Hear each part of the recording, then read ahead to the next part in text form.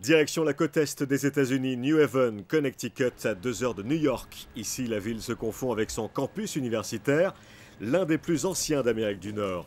Fondée au XVIIIe siècle, l'université de Yale comprend aujourd'hui une vingtaine de sites.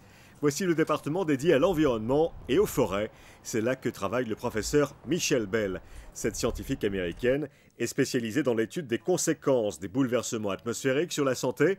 Tempêtes, cyclones, canicules, pollution d'origine industrielle ou automobile, tout cela dans un contexte de changement climatique qui peut constituer, selon les cas, un facteur aggravant.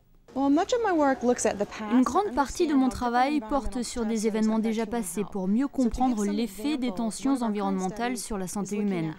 Par exemple, l'une de nos études actuelles s'intéresse aux effets de la pollution sur les femmes enceintes. On cherche à savoir s'il y a des conséquences possibles sur les naissances de prématurés. On veut savoir également si les particules en suspension dans l'air affectent la croissance des fœtus. Nous voulons savoir si les polluants d'origine industrielle ou la pollution automobile ont des effets directs sur les taux de mortalité dans la population. Et puis je travaille aussi sur la prospective, sur le futur, plus particulièrement sur les changements climatiques. Je m'intéresse à la manière dont ces changements impactent la météorologie et la circulation des polluants et surtout dans quelles propositions tout cela joue sur la santé humaine. Pour moi, c'est clair que les changements climatiques ont pesé ou pèsent déjà sur notre santé. Ma priorité, c'est la pollution et les phénomènes de canicule. C'est très difficile d'étudier tout cela au cas par cas, mais nos recherches démontrent, parmi d'autres, que les changements climatiques amplifient les impacts sur la santé.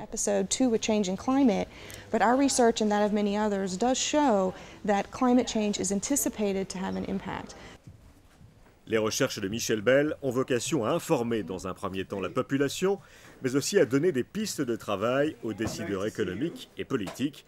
À Yale, le professeur Bell dirige un groupe d'études restreint, composé d'étudiants américains, européens et asiatiques. Les recherches consistent à analyser les données scientifiques, publiques ou privées, et à mener des enquêtes concrètes sur le terrain. Mon travail est très lié avec ce qui se passe dans le reste du monde, de plusieurs manières d'ailleurs. J'ai beaucoup de chance d'être entourée d'étudiants doctorants qui viennent d'un peu partout et qui travaillent dans mon équipe de recherche. Vous savez, la communauté scientifique est interconnectée. L'image du scientifique qui travaille tout seul dans son laboratoire est aujourd'hui révolue. Mon travail est collaboratif et implique des gens du monde entier. Évidemment, c'est très important de participer à des colloques et de rencontrer des personnalités internationales. C'est ce que je recherche à faire, construire un travail qui se nourrit des autres, aux États-Unis, en Europe, en Asie. Les scientifiques réalisent une masse de travail considérable pour trouver des solutions. Michelle Bell, maintes fois distinguée par la communauté internationale, est à Monaco cette semaine. Elle participe au colloque organisé par l'Institut Pasteur, le centre scientifique de Monaco et la Fondation Prince Albert II. Elle interviendra sur son thème de prédilection, l'impact des changements environnementaux sur la santé humaine.